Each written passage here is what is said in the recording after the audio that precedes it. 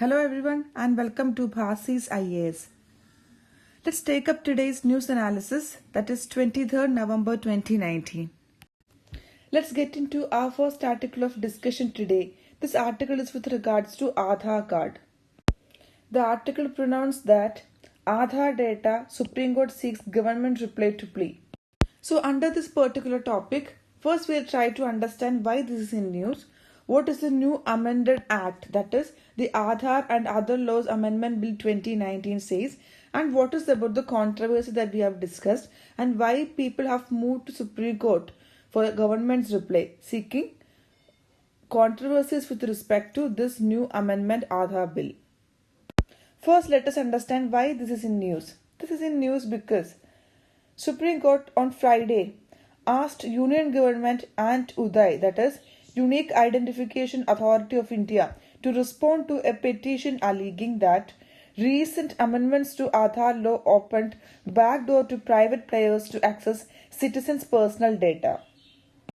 Basically, the plea is requesting the legality or questioning the legality of Aadhaar and Other Laws Amendment Act 2019, another act called Aadhaar Pricing of Aadhaar Authentication Service Regulations 2019. The petitions filed by Advocate Vipin Nair and represented by Senior Advocate Shyam Divans said that law and regulations violated the fundamental rights as guaranteed under Part 3 of the Constitution. Basically, after the new amendments, it is providing or it is creating a backdoor to permit private parties to access the Aadhaar ecosystem, thus enabling state and private surveillance of citizens and impact regulation permit the commercial exploitation of personal and sensitive information. The petitioners of the view that the Act and the regulations therein were manifestly unconstitutional. That means visibly it is not constitutional. That means visibly it is unconstitutional. So they sought to legislate certain provisions of the Aadhaar, that is the Basic Act, that is the Targeted Delivery of Financial and Other Subsidies and Benefit Services Act 2016. These provisions has enabled commercial exploitation of information but were declared unconstitutional in the Justice Puttaswamy case. Now let us understand the basic bill. What is the basic infrastructure says? That is the Aadhaar bill which is passed in 2016. What does the bill says? The bill is called as Aadhaar, that is Targeted Delivery of Financial and Other Subsidies, Benefits and Services Bill 2016. So in this we'll try to discuss what is the eligibility, information to be submitted, enrollment, use of Aadhaar number, authentication, protection of information and offences and penalties. So the Aadhaar, it was introduced as Targeted Delivery of Financial and Other Subsidies, Benefits and Services Bill 2016. This was introduced by then Finance Minister Mr. Arun Jaitley in Lok Sabha in the year 2016. The bill intends to provide for targeted delivery of subsidies and services to individuals residing in India by assigning them unique identity numbers called Aadhaar numbers. So when it comes to eligibility to receive an Aadhaar card in India, every resident shall be entitled to obtain an Aadhaar number. A resident who is a person who is residing in India for 182 days plus, he'll be authorized to get in the 1 year preceding the date of application for enrollment of the Aadhaar, he'll be authorized to get the Aadhaar number. So then information to be submitted. That means to obtain an Aadhaar number, individual have to submit certain informations. So informations include biometric, that is photograph. Biometric include photograph, fingerprints, iris scan. And second one is demographic details. It includes name, date of birth and address. These informations are included in, so biometric and demographic informations have to be included in the Aadhaar card. So it is by law defined that when a person is enrolling for this Aadhaar system, he or she have to be informed that the manner in which information will be used, nature of recipients with whom the information will be shared, and the right to access this information. So after verification of information provided by a person, an Aadhaar number will be issued to him.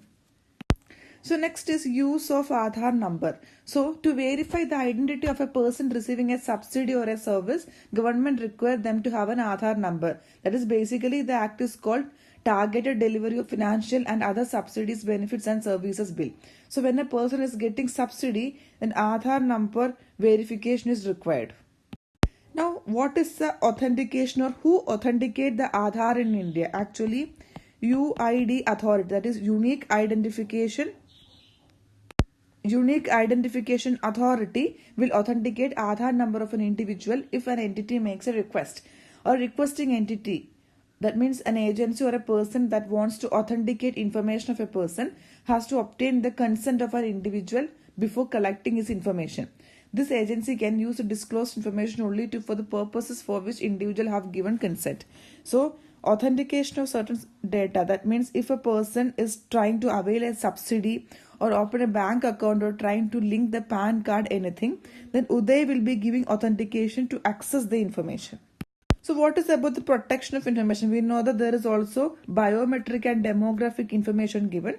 So with regards to protection of information, what are the measures have taken? So basically biometric information such as individual's fingerprint, iris scan and other biological attributes will be used only for Aadhaar enrollment and authentication and not for any other purposes. Okay, such information will not be shared with anyone, nor will it be displayed publicly except for purposes specified by regulation. So when it comes to protection of information, exceptions are there with regards to government will. There are offences of penalties, of course, if there any violation occurs, that is 3 years or a fine of 10 lakhs will be the if unauthorized access is done for a centralized database, including revealing any information stored in it. If a requesting entity or an enrolling agency fail to comply with the rules, that means they requested for something else, and if they're accessing some other information or they're sharing the same with some other entity, they shall be punished with imprisonment up to 1 year or up to a fine of 10,000 or 1 lakh in case with or both. So when it comes to Aadhaar, this offences and cognizance of offences, suo motu case applicability is not there. That means no court can take the cognizance of any offence except on a complaint made by Uday authority or a person authorized by it. Now let us understand what is the new amendment bill says. The new amendment bill is called Aadhaar and Other Laws Amendment Bill 2019. So in this particular bill, it's been talked about offline verification, voluntary use, entities using Aadhaar, Aadhaar number of children, disclosure of information, Uday Fund, complaints and penalties. So we have learned that 2016 it was introduced by then Finance Minister Arun Jaitley in Lok Sabha, and in 2019 it has been introduced in Lok Sabha by Minister of Electronics and Information Technology Mr. Ravi Shankar Prasad on June 24, 2019. So it replaces an ordinance which was promulgated in March 2nd, 2019. So first we'll discuss about offline verification of Aadhaar holder. So under the Aadhaar Act, an individual's identity may be verified by Aadhaar authentication. Authentication involves submitting the Aadhaar number and their biometric or demographic information to the Central Identity Data Repository for verification. The bill additionally allows offline verification of an individual's identity without authentication. So the controversy is that without authentication, offline verification can be done through modes specified by Uday by regulations. But during this offline verification, agency must obtain consent of the individual, inform them of alternatives to sharing information, and not collect, use or store Aadhaar number or biometric information. So offline verification is done without individual's identity, but with the consent of the individual. Next, the Act talks about voluntary use. What is about voluntary use?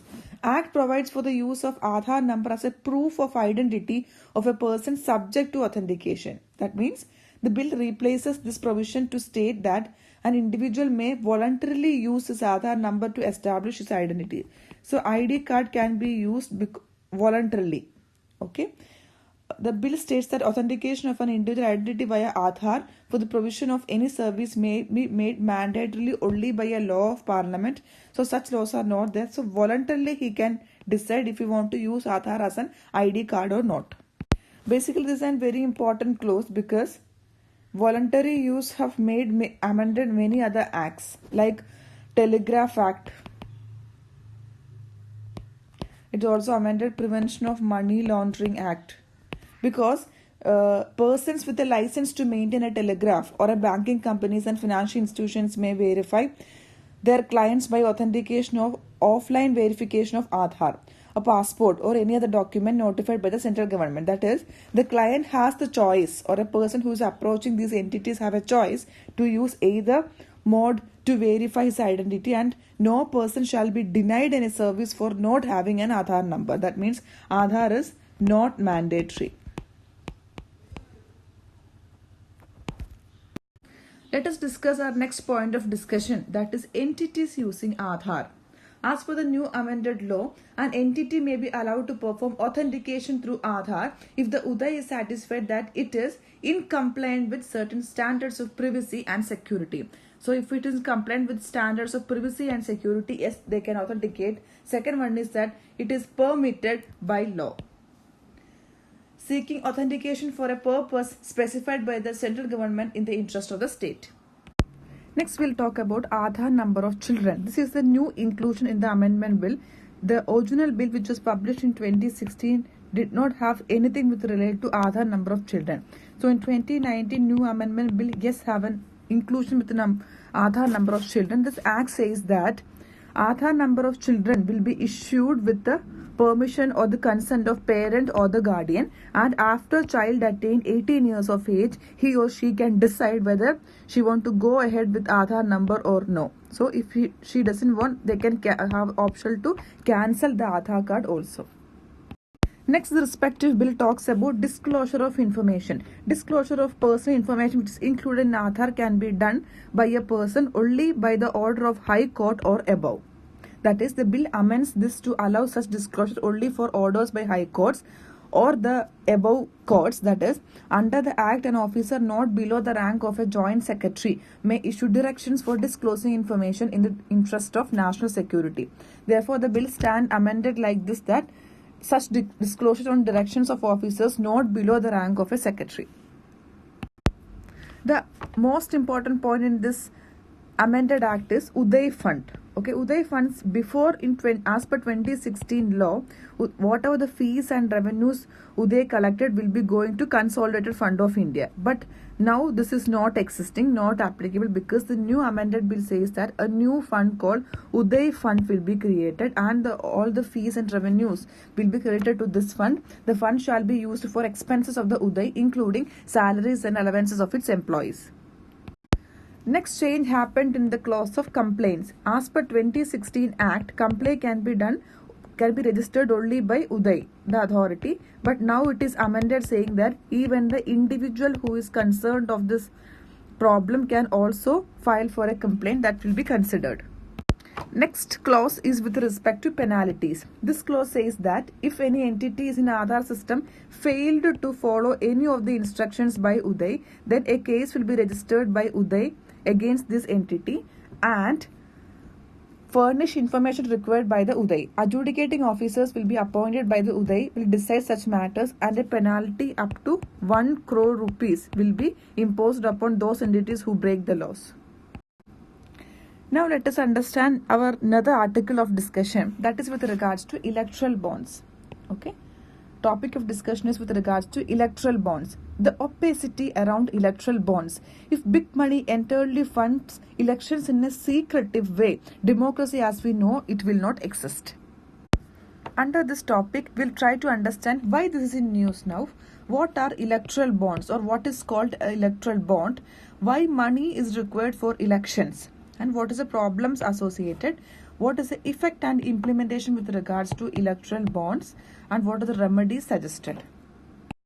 First, we'll try to understand why this is in news. This is in news because recent disclosures that Election Commission and RBI have made, saying that they express certain reservations about electoral bond scheme, highlighting the importance of this issue. In 2017, then the RBI governor wrote to then finance minister saying that allowing any entity other than central bank to issue bearer bonds which are currency like instruments, that means electoral bonds, issuing electoral bonds by entities other than central bank is fraught with considerable risk and unprecedented even with conditions applicable to electoral bonds. So the Election Commission also want that this will allow illegal foreign funds to be routed to political parties. But unfortunately, their objections were overruled and the scheme was passed in Lok Sabha as part of finance bill so that it would not have to go through the Rajya Sabha, where then the government lacked a majority. So there is no country in the world where such a scheme exists called electoral bonds. Next, we'll understand what are called electoral bonds. What is an electoral bond? So basically, electoral bonds are a type of bearer bond instrument. So almost like a bearer bond instrument which companies can give funds to political parties. So it is almost like a bond. It is funded to political parties by companies. It was introduced in 2017 Union Budget and then passed into law with Finance Bill 2017. So amendments were made to RBI Act, Representation of People Act, Income Tax Act and Companies Act. Following this scheme was notified in Jan 20, so came into effect in Jan 2018 after amending many acts across the financial sector. So electoral bonds are normal instrument bearer bonds which companies can fund political parties. Okay, these bearer bonds are unknown to people or it is untraceable. Okay, electoral bonds, they are interest free and whoever wishes they can get electoral bonds from State Bank of India and it will be encashed within 15 days to the political parties. Bond holder donating to political parties, however, will remain anonymous. Due to this, although government said that it was done to make funding more transparent and funding become more hidden. Actually, they told they want to make it more transparent, but in reality, funding became more hidden. Companies too don't have to reveal which parties they given money. Okay, electoral bonds can be purchased in Jan, April, July, and October for 10 days. It can be for 30 days in a year where there is general elections. Now let us understand our next subject with respect to this. Why money is required for elections in a country? What are the needs for fund? And why is this important? So the main reason is that 21st century money plays an increasing larger roles in elections. This was not about 50 years ago situation. Today, India spends more than elections than the US, with a per capita GDP is 3% of the US. But at the same time, having more money does not guarantee success. But other extremes, having no money certainly guarantees defeat in the countries. Apart from all this, to make sure that success is there, they also need money to reach to candidates, and parties use hoardings, advertisements on printed, electronic and social media. They hold election rallies, they travel and they have to pay party workers at the same time. In India, there is also added expenditure of buying votes through distribution of gifts, money, liquor, etc. So we know all that by providing liquor bottles also, political parties campaign elections. Now, when you know why is money play an important role in elections, let us understand subsequent problems. Depending upon who spent money, obviously government have to pay tribute to them or have to work in accordance to their wish. So what are the problems emerges? So given that money is required or funding is so much important for elections to happen, this will be subsequently related to problems concerned also, because whether a winning candidate or party will work for the public or will work for those who have funded them is the question. So if a company pay them, will the government will work for the company, or subsequently public may have not contributed much when compared to companies, so the winning party will work for the public or the company is the question. So some countries have public funding of elections. Campaign funding laws and reforms are a constantly evolving subject internationally. So they focus on public funding, limits on expenditure, limits on donations, transparency in funding, and penalties for non-compliance. Everything is there in other countries. So we don't have that facilities in India. Basically, voters will not have any idea who is funding whom through electoral bonds. This is supposed to protect the donors from harassment from the authorities. However, such harassment is always by the party in power through law enforcement agencies like police, CBI, Intelligence Bureau, Enforcement Directorate, and so on. So the simple remedy is to stop such motivated actions. Bank knows that purchaser of the bonds as well as party that cashed it. So the law agencies can obtain this information from the bank which they want.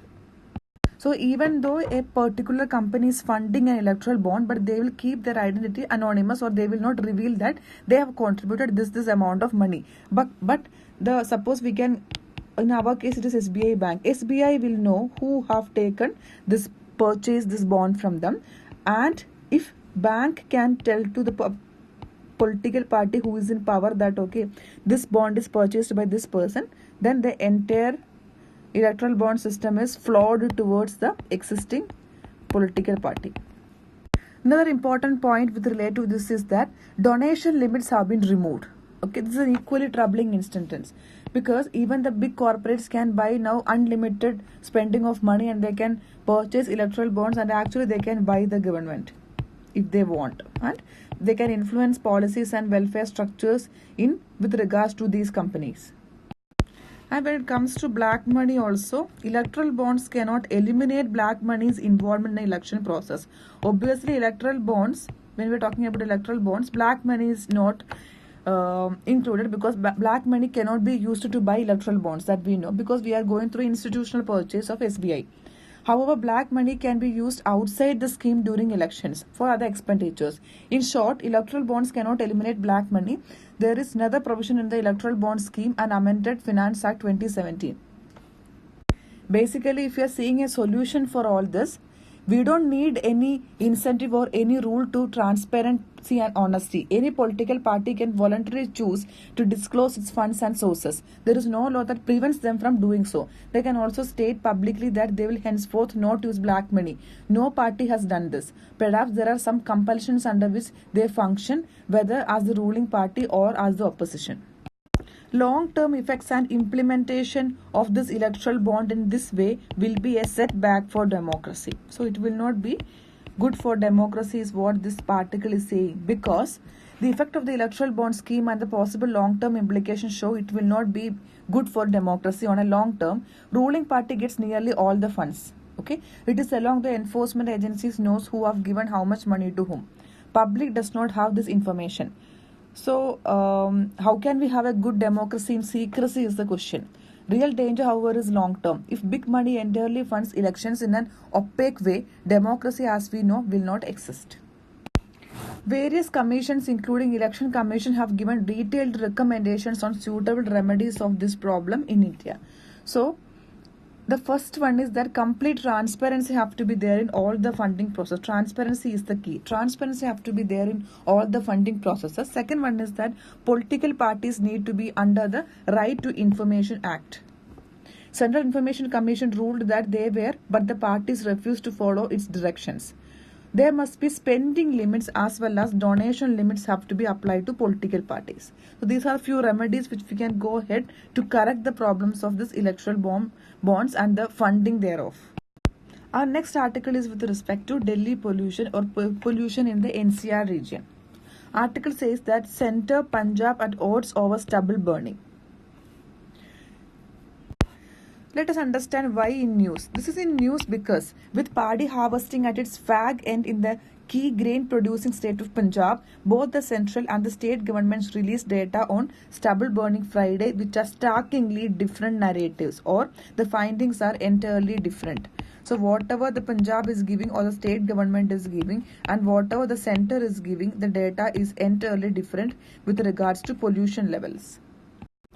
Union Agriculture Minister Narendra Singh Tomar have told in Rajya Sabha that events have declined 19% this year, including 16.8 reduction in Punjab. So, as per centre's information, 19% decline is there with respect to the last year's recording of stubble burning and or paddy burning.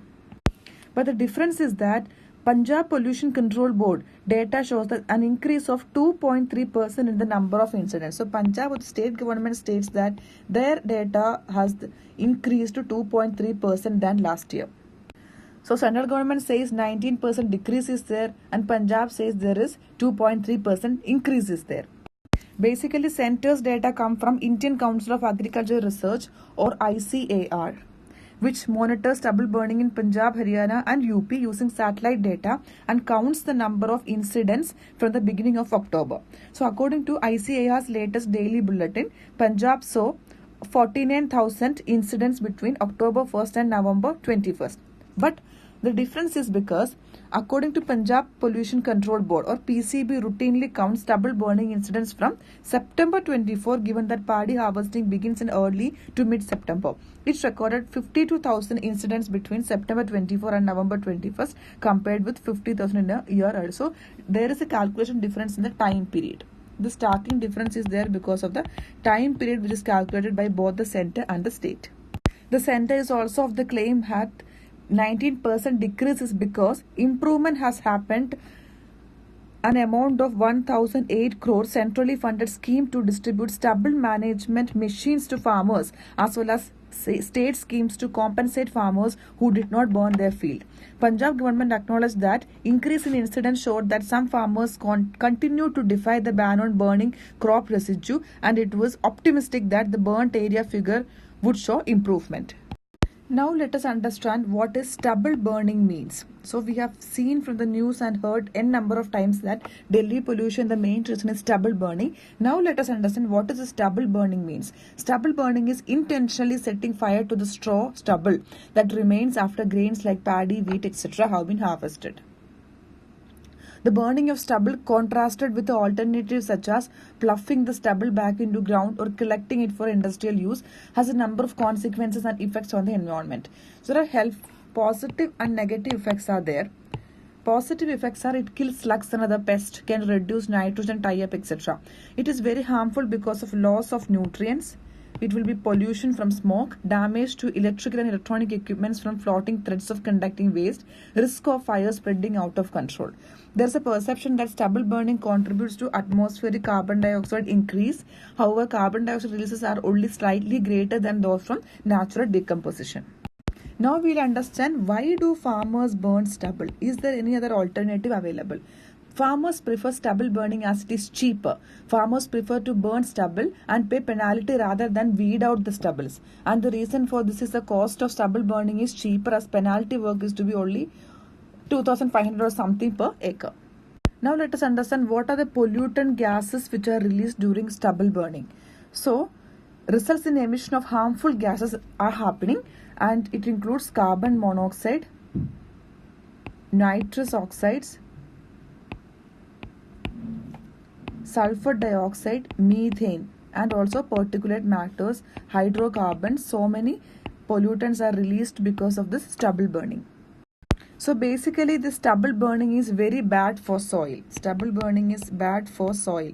Why? Because temporarily they may produce organic matter for the soil. Burning of this organic matter will gradually reduce soil organic matter levels. So burning can temporarily seal the soil surface to some extent, but there is of course loss of nutrients from the soil.